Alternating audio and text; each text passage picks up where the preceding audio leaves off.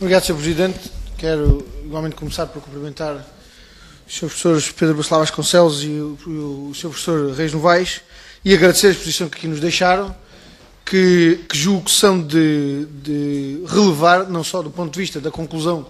que afirmam, mas sobretudo pela riqueza da exposição que aqui nos deixaram e da reflexão que contribuem para esta discussão que fazemos. Sendo certo que em algumas questões não estaremos de acordo na leitura que fazemos, particularmente na exposição que o professor Reis Novaes aqui nos deixou,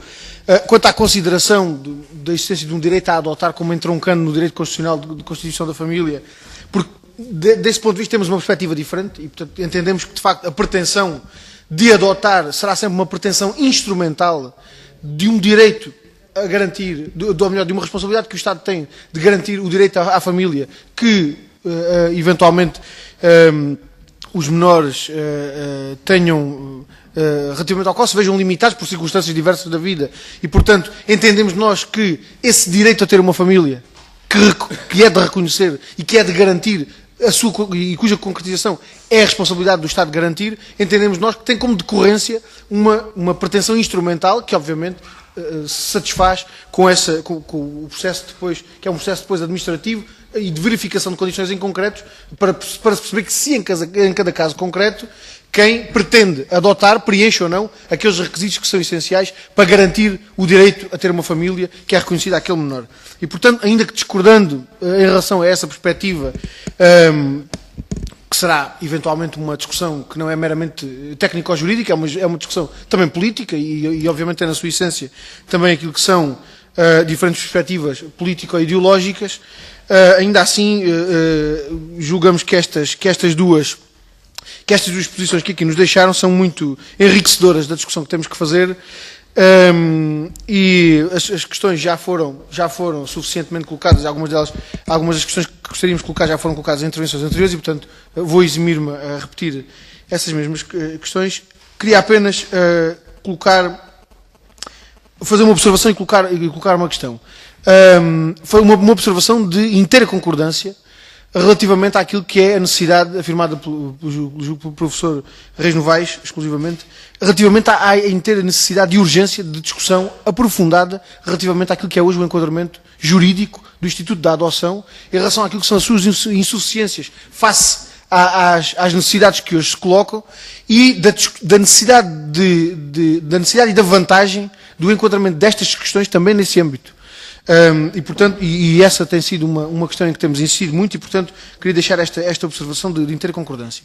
Uma questão que tem que ver com, e peço desculpa se esta minha síntese porque será certamente demasiado restritiva face à exposição que aqui nos deixou, e peço que a corrija naquilo que entender que é necessário corrigi-la,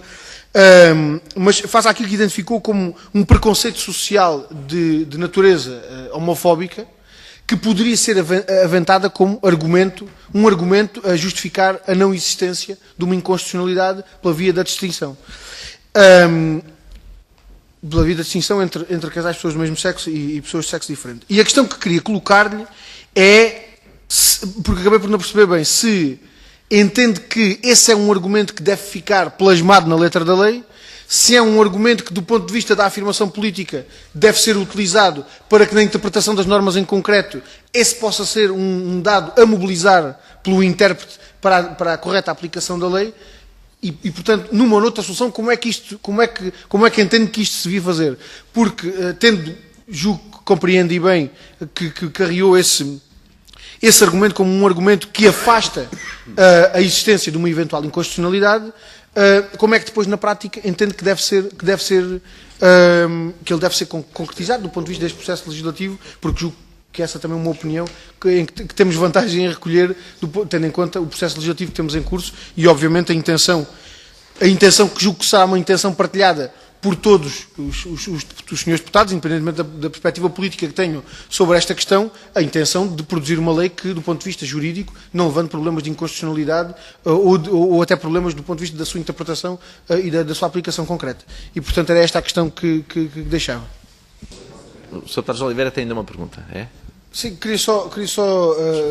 pedir ao Sr. Professor se